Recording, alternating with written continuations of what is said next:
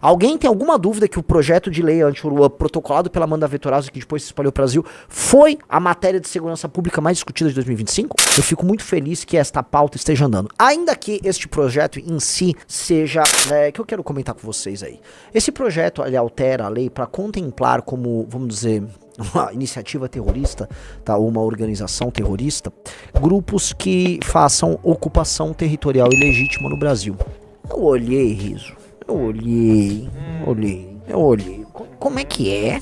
Porque, veja só, não é que algumas figuras descabeladas inventaram isso. Lógico que não. Isso não é... que isso não é exatamente terrorismo, mas que, vamos dizer, dá ensejo a uma atividade que pode, vamos dizer...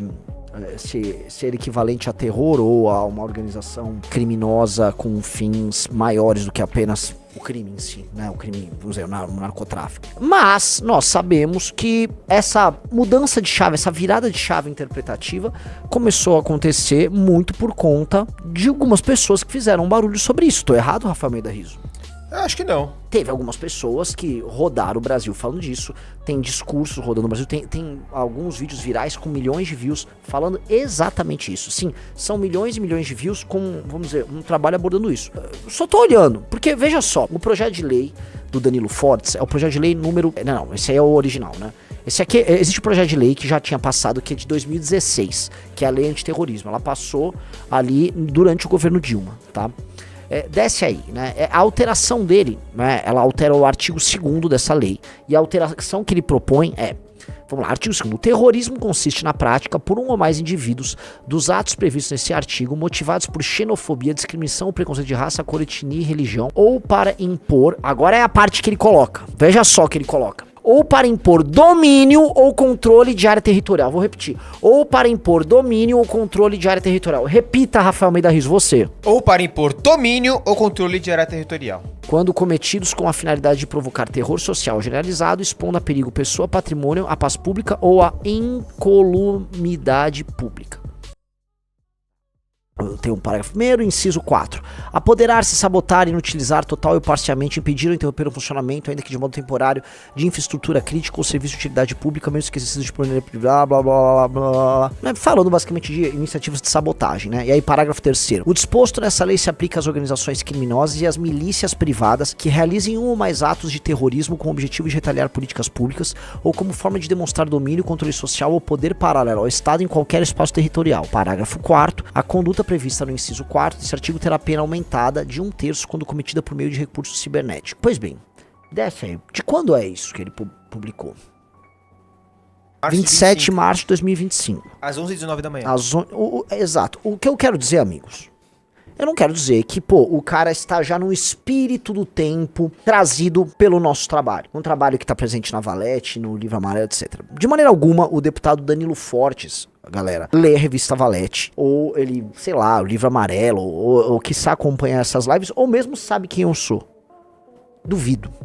O deputado Danilo Fortes, do Pepune do Ceará, ele é um comprador de voto do Centrão. Vamos ser honestos, ele é um, né? Agora, me parece, aí sim, que o espírito do tempo, que nós, em alguma maneira, ajudamos a influenciar, está encaminhando pessoas como ele para este bom caminho. Te parece isso, Rizzo, ou você acha que eu estou com delírios de grandeza? Eu acho que nós tivemos, sim, uma certa influência dessa coisa toda.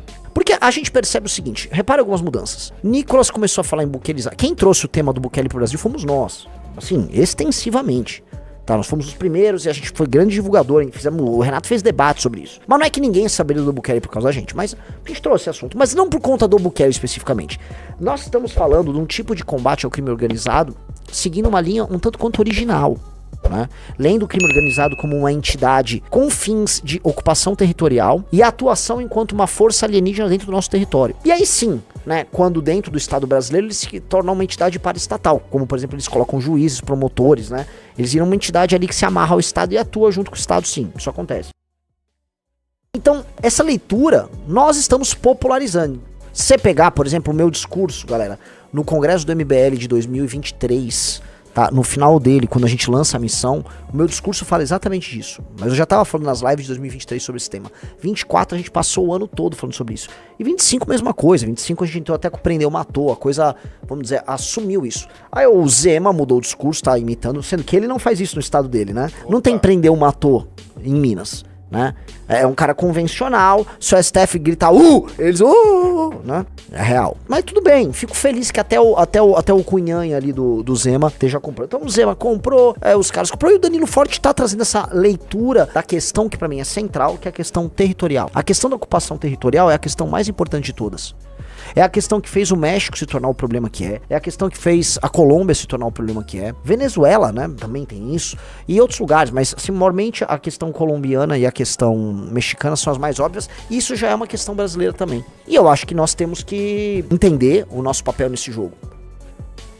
As ideias discutidas na Valete, no Livro Amarelo, né, e nessas lives, elas vão reverberando. Vou dar um exemplo. Qual é o papel da lei anti-Oruan nisso? O tema de segurança pública mais discutido em 2025, meus amigos, foi a lei anti-Oruan. Alguém tem alguma dúvida disso?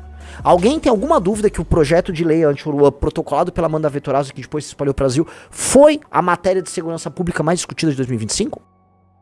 E a forma como a gente revestiu de argumentos a lei anti-Oruan é da seguinte maneira. Existe um estado paralelo e existem os divulgadores da autoridade que o crime organizado exerce nesse estado paralelo.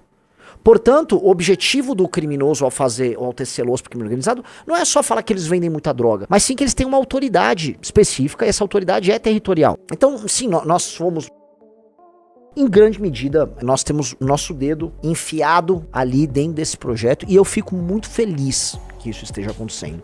Eu fico muito feliz que esta pauta esteja andando. Ainda que este projeto em si seja inócuo, se não acompanhado de uma intenção de guerra contra o crime. Então, se você não tiver uma leitura de que há uma guerra a ser feita contra o crime, esse projeto é legal, é um passo à frente, mas de nada vai servir. E 2, a aplicação do direito penal do inimigo contra o crime organizado. Porque de nada adianta você tratar como terrorista e você aplicar contra eles as nossas leis penais inócuas. Tanto as leis penais quanto as leis de processo penal. De nada adianta. De nada serve. Então, isso aqui é um passo à frente, mas não é uma solução. A solução, sim, vai ter que partir do Poder Executivo, sim, vai ter que partir do Presidente da República, e será um ato de inventividade e criatividade, na melhor acepção do termo, e será um ato profundo de coragem por parte do Estado brasileiro, dado que isso aqui, para nós, e é isso que a gente coloca, é um ato de refundação do Estado brasileiro. Para o momento que o Estado brasileiro olha para essa Constituição de 88 e fala, essa bosta não tá funcionando, esse pacto não tá funcionando, e nós vamos precisar olhar, não acabar com ela, mas para além das impossibilidades impostas por ela, para algo diferente. Então, né, isso tem que acontecer. Porque essa lei aí, mais Constituição de 88, assim, eu sou o Marcola, eu tô olhando ali, tá, legal, a gente já faz tudo isso. Alguma coisa mudou, né? Gostou desse corte? Comente aqui embaixo. Não se esqueça de deixar o seu like, se inscrever no canal e ativar o sininho para receber todos os vídeos.